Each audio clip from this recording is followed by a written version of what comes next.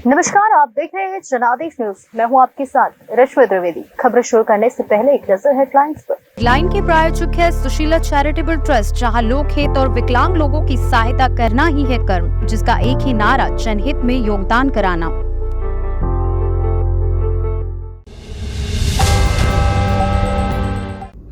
केवल hate speech की आशंका से रैली रद्द नहीं कर सकते, पर नफरती भाषण रोकने को सुप्रीम कोर्ट ने दे दिया बड़ा आदेश।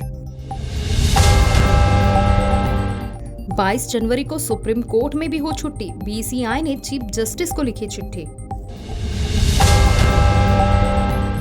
राम तो हमारे दिल में है, केजरीवाल राम राज्य ही चाहते हैं। गुजरात में आम आदमी पार्टी अध्यक्ष ने घोषित किया 3 दिवसीय कार्यक्रम।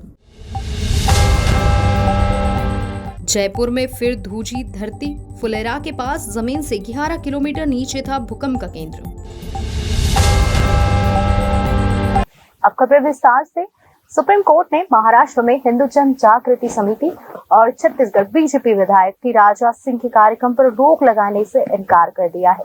शीर्ष अदालत ने कहा है कि किसी भी रैली में केवल इस आशंका पर कि वहां नफरत भरे भाषण दिए जा सकते हैं, रैली नहीं रोकी जा सकती है।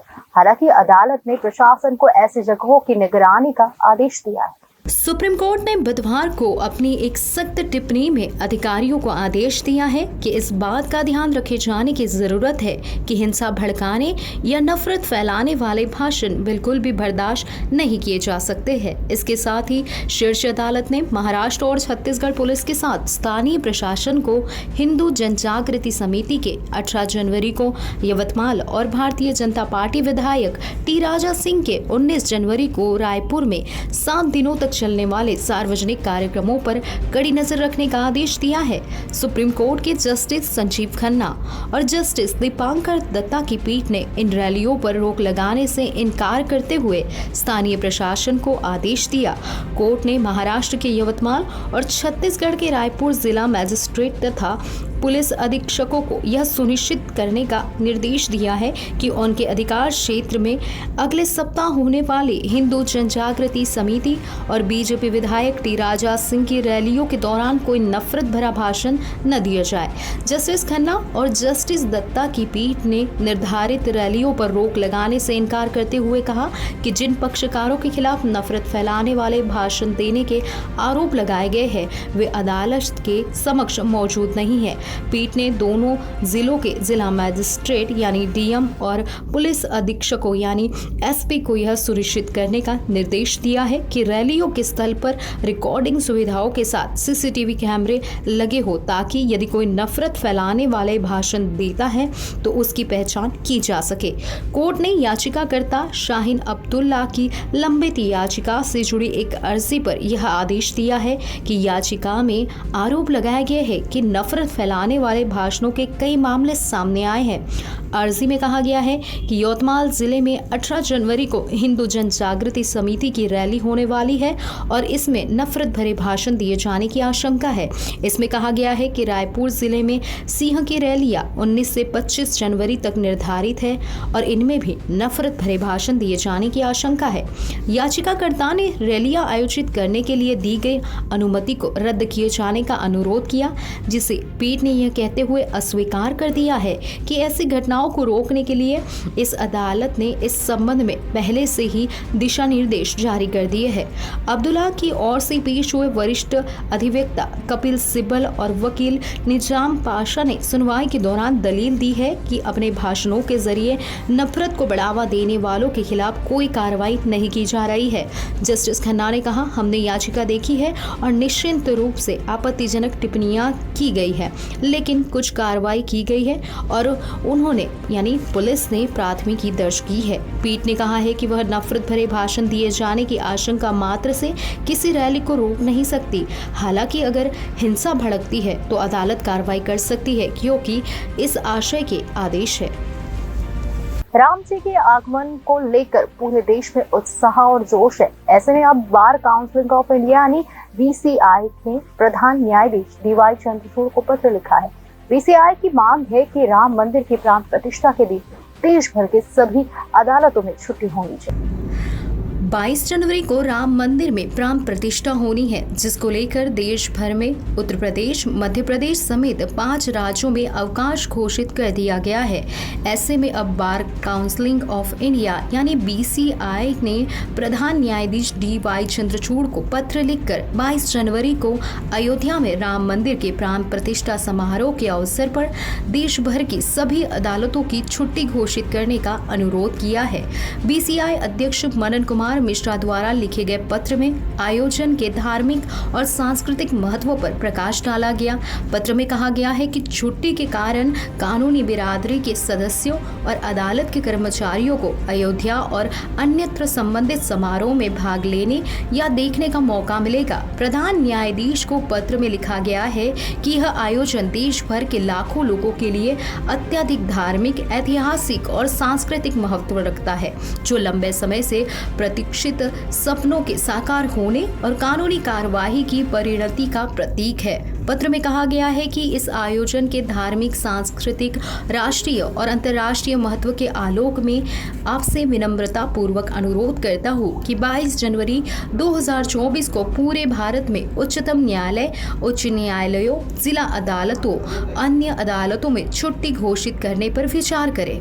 पत्र में कहा गया है कि इस आयोजन के धार्मिक, सांस्कृतिक, राष्ट्रीय और अंतर्राष्ट्रीय महत्व के आलोक में मैं आपसे विनम्रता पूर्वक अनुरोध करता हूं कि 22 जनवरी 2024 को पूरे भारत में उच्चतम न्यायालय, जिला अदालतों और अन्य अदालतों में छुट्टी घोषित करने पर विचार करें। पत्र में कहा गया है कि भगवान राम का सार्वभौमिक महत्व सांस्कृतिक और धार्मिक सीमाओं से परे है, जो विभिन्न समुदायों और मतावलंबियों को लोगों के दिल और दिमाग को छूता है। पत्र में कहा गया है कि न्याय प्रणाली के निरंतर कामकाज को सुनिश्चित करने के महत्व को समझता हूँ। इसलिए मैं प्रस्ताव करता हूँ कि जिन मामलों पर तत्काल ध्यान देने की आवश्यकता है, उन्हें विशेष व्यवस्था के माध्यम से समायोजित किया जा सकता है या अगर जरूरी हो तो अगले कार्य दिवस के लिए पुनर्निर्धारित किया जा सकता है। आम आदमी पार्टी ने राम मंदिर के उद्घाटन से पहले दिल्ली में सुंदरकांड पाठ की शुरुआत की है। पार्टी ने इसके बाद गुजरात में भी 3 दिन का बड़ा कार्यक्रम घोषित किया है। इसमें पार्टी की तरफ से सुंदरकांड पाठ, आरती और महाप्रसाद वितरण के कार्यक्रम किए जाएं। अयोध्या में राम मंदिर के उद्घाटन के मौके पर आम आदमी पार्टी यानी कि आप ने गुजरात में 3 दिन का महाकार्यक्रम घोषित किया है। पार्टी ने इसमें राज्य के सभी जिला, नगरपालिका और तालुका लेवल पर सुंदरकांड पाठ आयोजित करने का फैसला किया है। 3 दिवसीय कार्यक्रम में आरती, रामधुन बजाने और महाप्रसाद के वितरण का फैसला किया गया है। पार्टी के प्रदेश अध्यक्ष इसुदान गढ़वी ने कहा है कि राम हमारे दिल में है। उन्होंने कहा, अरविंद केजरीवाल जिस तरह से शिक्षा और लोगों के अच्छे स्वास्थ्य व्यवस्था को लेकर काम कर रहे हैं, वह असल में राम राज्य स्थापित करने की कोशिश है। इसुदान गढ़वी ने कहा है कि पार्टी की तरफ से दिल्ली में हर महीने के पहले मंगलवार को सुंदरकांड पाठ के आयोजन का निर्णय लिया गया है। आम आदमी पार्टी भगवान राम के सपनों को साकार करना चाहती है। इसुदान गढ़वी से जब पूछा गया कि इंडिया गठबंधन में शामिल कांग्रेस ने राम मंदिर के उद्घाटन से खुद को अलग क्यों रखा है, क्या ये गठबंधन में वैचारिक मतभेद नहीं है, तो उन्होंने कहा कि इस बारे में वही बता सकते हैं। गुजरात आम आदमी पार्टी कांग्रेस के साथ मिलकर लोकसभा चुनाव लड़ना चाहती है। अभी राज्य की सभी 26 लोकसभा सीटों पर बीजेपी का कब्जा है। अरविंद केजरीवाल ने अपने पिछले दौरे में भरूच से चेतर वसावा की उम्मीदवारी घोषित की थी। कभी कांग्रेस दिग्गज नेता अहमद पटेल का गढ़ रही इस सीट पर पिछले 3 दशक से अधिक समय भगवा लहरा रहा है। विधानसभा चुनाव में आम आदमी पार्टी को 40 लाख से अधिक वोट हासिल हुए थे। 14% वोट मिलने के बाद ही पार्टी को राष्ट्रीय पार्टी का दर्जा मिला था। तब पार्टी ने 5 विधानसभा क्षेत्र में जीत हासिल की थी। हालांकि 1 साल में विधायक ने पार्टी छोड़ते हुए अपनी विधायकी भी छोड़ी है। जयपुर में सप्ताह के भीतर दूसरी बार भूकंप आया है। भूकंप का केंद्र फुलेरा से 60 किलोमीटर दूर था। फुलेरा और सांभर में लोगों ने महसूस किए भूकंप के झटके। भूकंप की तीव्रता 2.9 और भूकंप के हल्के झटके लगभग 5 से 7 सेकंड तक महसूस किए गए। पिछले सप्ताह भी जयपुर में भूकंप आया था। राजस्थान में एक सप्ताह के भीतर दूसरी बार भूकंप आया है। 11 जनवरी को दोपहर 2:50 पर जब भूकंप आया तो लोगों ने काफी झटके महसूस किए और डर के मारे घरों से बाहर निकलना पड़ा था। अब गुरुवार को 18 जनवरी को सुबह एक बार फिर भूकंप आया। भूकंप का केंद्र भी जयपुर से 60 किलोमीटर दूर फुलेरा रहा। फुलेरा के पास की जमीन से 11 किलोमीटर नीचे भूकंप का केंद्र था। भूकंप की तीव्रता 2.9 थी, लेकिन गहराई ज्यादा होने के कारण जयपुर में झटके महसूस नहीं हुए। भूकंप के ये झटके गुरुवार यानी 18 जनवरी को सुबह 7:29 पर महसूस किए गए। फुलेरा और सांभार में रहने वाले स्थानीय लोगों का कहना है कि 5 से 7 सेकंड तक भूकंप के हल्के झटके महसूस किए गए थे। कुछ लोग डर के मारे घरों से बाहर भी निकले। हालांकि किसी तरह की कोई नुकसान की खबर नहीं आई है। भूकंप की गहराई जमीन में काफी नीचे होने और तीव्रता कम होने से जयपुर शहर तक झटके महसूस नहीं हो सके। पिछले सप्ताह 11 जनवरी को भी जयपुर सहित उत्तर भारत के कई राज्यों में भूकंप के झटके महसूस किए गए थे। उस दिन आए भूकंप का केंद्र अफगानिस्तान था। उसकी तीव्रता रिक्टर स्केल 6.1 होने की वजह से जयपुर तक झटके महसूस किए गए थे। डर के मारे कई लोग इमारतों से बाहर भी निकल गए थे। जानकारों के मुताबिक हमारी जमीन कई परतों से मिलकर बनी है। ये परत एक दूसरे पर टिकी हुई रहती है। समय समय पर इन परतों में आपस में घर्षण होता रहता है। सामान्य तौर पर हम इस घर्षण का एहसास नहीं होता है, लेकिन जब प्राकृतिक असंतुलन के कारण घर्षण की तीव्रता ज्यादा होती है तो भूकंप आ जाता है। हालांकि पृथ्वी के नीचे सैकड़ों किलोमीटर नीचे बनी परतों आपसी संघर्ष की घटना आमतौर पर होती रहती है, लेकिन हम उन्हें महसूस नहीं कर पाते हैं।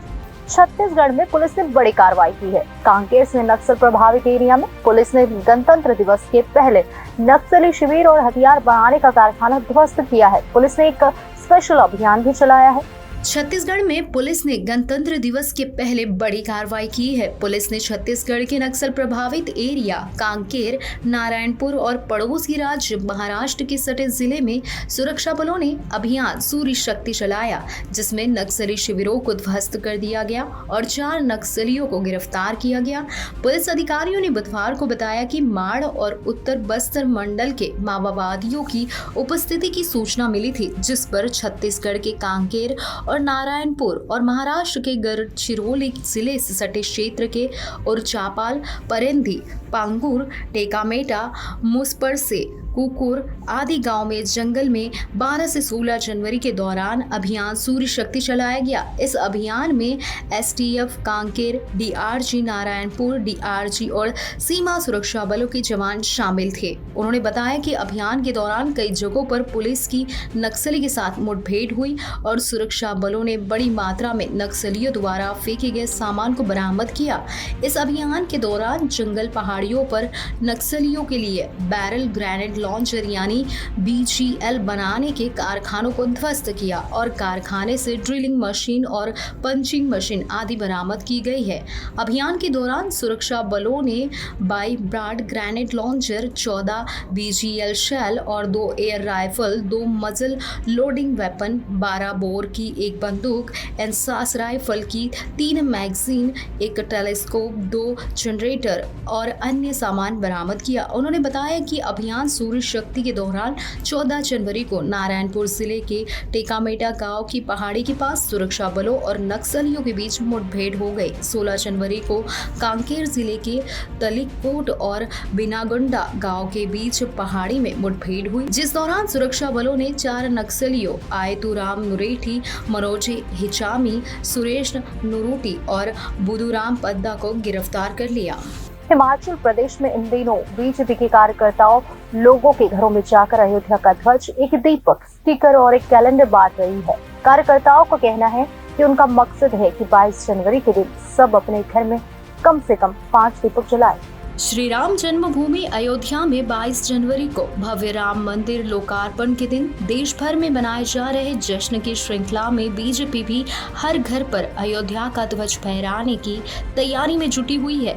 ऊना में बीजेपी कार्यालय दीप कमल में इस अभियान को लेकर जोर शोर से तैयारी की जा रही है, जिसमें महिला मोर्चा के साथ युवा मोर्चा के कार्यकर्ता भी हाथ बटाते नजर आ रहे हैं। बीजेपी महिला मोर्चा की कार्यकर्ता भगवान राम के भजन गाते हुए सामान की पैकिंग कर रही है। इस पैक में केंद्रीय मंत्री अनुराग ठाकुर के संदेश के साथ अयोध्या का ध्वज, एक दीपक, स्टिकर और एक कैलेंडर शामिल है। इस सामान को बीजेपी के कार्यकर्ता 21 जनवरी तक जिले के प्रत्येक घर में पहुंचाएंगे। बीजेपी महिला मोर्चा की जिला अध्यक्ष अनु ठाकुर ने कहा है कि लंबे अरसे के बाद सनातन के लिए यह समय आया है कि भगवान राम अपनी जन्मभूमि पर स्थापित हो रहे हैं। यह मजबूत रणनीतिक इच्छा शक्ति और दृढ़ संकल्प का परिणाम है। उन्होंने कहा कि भगवान राम के आगमन का जश्न देश भर में मनाया जा रहा है। उसी कड़ी में जिला वासियों को भी इस जश्न में शामिल करते हुए हर घर पर भगवान राम का ध्वज फहराने की तैयारी की जा रही है। उन्होंने कहा कि 22 जनवरी को हर घर में कम से कम 5 दीपक अवश्य जलाएं। उन्होंने कहा कि रामलला की पुनर्स्थापना पर दिवाली जैसा जश्न मनाने का ऐलान किया गया है और हर कार्यकर्ता इस जश्न में शामिल होगा। पाकिस्तान ने जिस आतंकवाद के सांप को पाला, अब वह उसे काट रहा है। पाकिस्तान पर ईरान की तरफ से होने वाले हमले इस बात की गवाही है। पाकिस्तान की सीमा में बैठे आतंकियों पर ईरान का हमला दिखाता है कि उसका सब्र जवाब दे रहा है। पाकिस्तान को इससे सबसे ज्यादा नुकसान हो रहा है। पाकिस्तान दशकों से आतंकी संगठनों को पालता आ रहा है, ये कोई छुपी हुई बात नहीं है, लेकिन आतंक को समर्थन करने का अंजाम पाकिस्तान को मिलने लगा है। अफगानिस्तान और ईरान दोनों की ओर से पाकिस्तान की सीमा में हमले होने इस बात की गवाही दे रहे हैं। मंगलवार को ईरान के रिवॉल्यूशनरी गार्ड्स ने पाकिस्तान के बलूचिस्तान प्रांत में आतंकी ठिकानों पर हमला किया। इस कारण क्षेत्र में पहले से मौजूद तनाव और भी बढ़ गया। ईरान ने ड्रोन और मिसाइल के जरिए आतंकवादी समूह जैश अल अदल को निशाना बनाया। इस हमले ने दोनों पड़ोसियों के बीच तनाव को बढ़ा दिया। पाकिस्तान के लिए इस हमले के बाद सुरक्षा से जुड़ी चिंताएं बढ़ गई है। वही यह दिखता है कि आतंकियों को पालने की कीमत क्या होती है। पूर्व अमेरिकी विदेश मंत्री हिलरी ने 2011 में आतंकी समूहों को सुरक्षित पनाहगार मुहैया कराने पर चेतावनी दी थी। उन्होंने कहा था कि आप सांप पाल रहे हैं, यह उम्मीद नहीं कर सकते हैं कि यह सिर्फ आपके पड़ोसियों को काटेगा। हिलरी क्लिंटन की चेतावनी आज पाकिस्तान के लिए एक हकीकत बन गई है। पाकिस्तान अपनी सीमा अफगानिस्तान, ईरान और भारत से साझा करता है। विदेश नीति की गलतियों और आतंकी समूहों के संरक्षण के कारण इन तीनों से उसके संबंध ठंडे हैं। भारत ने आतंकी समूहों को पनाह देने और सीमा पर आतंक को बढ़ावा देने के लिए बार बार पाकिस्तान की आलोचना की है। भारत की ओर से इस मुद्दे को दुनिया के कई मंच पर उठाया जाता रहा है, लेकिन इसके बावजूद LOC के जरिए घुसपैठ खत्म। लेकिन अब पाकिस्तान कुछ इसी तरह की समस्याओं से अफगानिस्तान से परेशान है। फर्क सिर्फ इतना है कि पाकिस्तान की नीतियों से जुड़े फैसले इसका नतीजा है। पिछले कुछ वर्षों से पाकिस्तान TTP से बढ़ते खतरों से जूझ रहा है। पाकिस्तान पर TTP आतंकी अफगानिस्तान की ओर से लगातार हमला करते रहते हैं, लेकिन अफगानिस्तान की सत्ता में तालिबान के आने के बाद ये हमले कई गुना बढ़ गए हैं।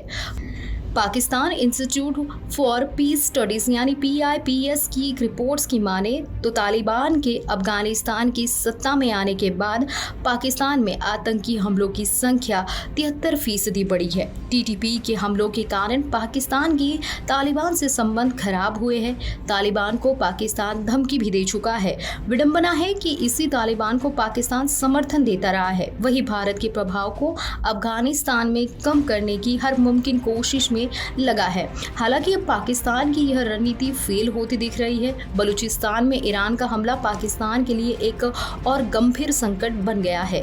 जैश अल अदल को न्याय की सेना कहा जाता है, जिसकी स्थापना 2012 में हुई थी। यह पाकिस्तान का एक सुन्नी आतंकी समूह है। ईरान अभी तक इन आतंकियों से बॉर्डर के इलाकों में लड़ता रहा है, लेकिन अब पाकिस्तान की धरती पर हमला करना ईरान की आक्रामक नीति को दिखाता है।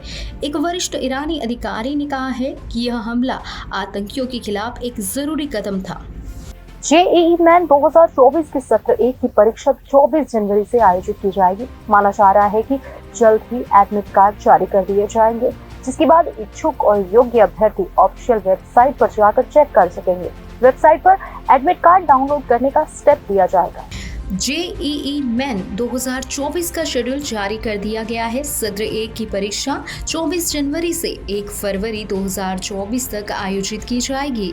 एनटीए की तरफ से परीक्षा को लेकर तैयारियां पूरी कर ली गई है। वहीं बिपलिंग पेपर की एग्जाम सीट डिटेल्स भी जारी कर दी गई है, लेकिन अभी बीटेक के लिए एग्जाम सीट नहीं जारी की गई है। माना जा रहा है कि जल्द ही इसे वेबसाइट पर अपलोड कर दिया जाएगा। वहीं इसके बाद एडमिट कार्ड भी जारी कर दिया जाएगा। एनटीए की तरफ से सत्र 1 का एडमिट कार्ड ऑफिशियल वेबसाइट पर जल्द ही जारी कर दिया जाएगा। एडमिट कार्ड जारी होने के बाद अभ्यर्थी ऑफिशियल वेबसाइट पर जाकर चेक कर सकेंगे। अभ्यर्थियों को जेईई मेन एडमिट कार्ड के आधार पर ही परीक्षा केंद्र में प्रवेश दिया जाएगा। एनआईटी में 50% उस राज्य में अभ्यर्थियों के लिए आरक्षित होती है जहां पर एनआईटी स्थित होता है। ऐसे में 50% सीटों पर ही अन्य राज्य के अभ्यर्थियों को प्रवेश दिया जाता है। देश की आईआईटी में करीब 1800 सीटें हैं, यानी कि जेईई एडवांस में टॉप स्कोरर की ही एडमिशन आईआईटी में मिल पाती है। अगर कोई स्टूडेंट 2000 ऑल इंडिया रैंक लाता है, 2023 में सीएम राउंड 1 की कट ऑफ ओपन कैटेगरी के लिए ओपनिंग रैंक 10,277 थी, जबकि क्लोजिंग रैंक 14,911 थी। वही अन्य राज्य के लिए ओपनिंग रैंक 8,125 थी, जबकि क्लोजिंग रैंक 12,496 थी। ऑस्कर 2024 के लिए दुनिया भर की चुनिंदा फिल्में इस एकेडमिक अवार्ड्स के लिए भेजी जा रही है। 265 फिल्मों की इस लंबी लिस्ट में कुछ भारतीय फिल्मों ने भी अपनी जगह बना ली है, जिनमें से एक विक्रांत मैसी की बारहवीं फेल है। इसके अलावा हिना खान की कंट्री ऑफ ब्लाइंड और टोविनो थॉमस की 2018 भी शामिल है। दुनिया की बेस्ट फिल्म अवार्ड में से एक एकेडमिक अवार्ड्स यानी ऑस्कर 2024 को लेकर चर्चा शुरू हो गई है। इस अवार्ड्स के लिए विनर की रेस में जो फिल्में शामिल हैं, उनमें भारत की तरफ से भी कई फिल्में हैं, जिसमें से एक विक्रांत मैसी की 12वीं फेल भी है। ऑस्कर अवार्ड्स के लिए जो 265 फिल्में दावेदार है, उनमें विधु विनोद चोपड़ा की 12वीं फेल के अलावा हिना खान की कंट्री ऑफ ब्लाइंड और मलयालम स्टार और प्रोड्यूसर टोविनो थॉमस की फिल्म 2018 भी शामिल है। जी हां, इस वक्त ऑस्कर के लिए 265 फिल्मों की रेस में भारत की ओर से 3 फिल्मों 12वीं फेल, कंट्री ऑफ ब्लाइंड और 2018 ने अपनी मजबूत जगह बना ली है। इन 265 फिल्मों की लिस्ट में द हॉलीवुड रिपोर्टर ने शेयर की है। प्रतिष्ठित ऑस्कर के नॉमिनेशन की दौड़ में शामिल ये भारतीय फिल्में काफी मजबूत दिख रही है, जहां इन फिल्मों का कॉम्पिटिशन ओपेनहाइमर, बार्बी और killers of the flower moon जैसी तगड़ी बॉलीवुड फिल्मों से है। बता दें कि इन फिल्मों ने गोल्डन ग्लोब्स और क्रिटिक्स इस अवार्ड सहित हाल के पुरस्कार समारोह में पहले ही जबरदस्त सफलता हासिल कर ली है।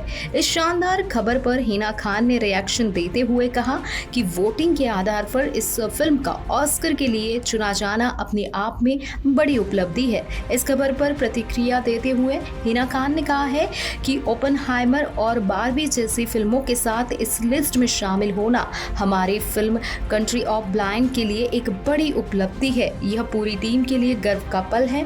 हालांकि यह बता दें कि सबमिशन की लिस्ट में शामिल होने का मतलब ये नहीं कि कोई फिल्म नॉमिनेशन लिस्ट भी योग्य है, लेकिन हिना खान खुश है। उन्होंने कहा कि सभी हम बहुत खुश हैं क्योंकि इस फिल्म को बेस्ट बनाने में बहुत मेहनत की गई है।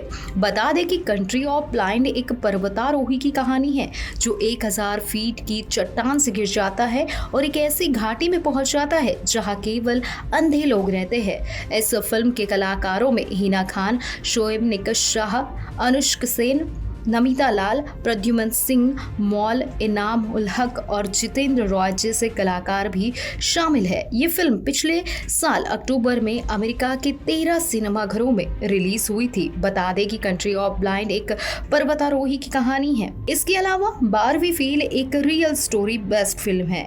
इसमें आईपीएस ऑफिसर मनोज कुमार की कहानी दिखाई गई है कि कैसे चंबल के गांव में रहने वाला लड़का जो एक बार 12वीं फेल हो गया था, आईपीएस बन जाता है। इस फिल्म में विक्रांत मैसी लीड रोल में नजर आ रहे हैं। खबरों में आज बस इतना ही। आने वाली सभी खबरों को जानने के लिए आप जुड़े रहिए जनादेश न्यूज के साथ।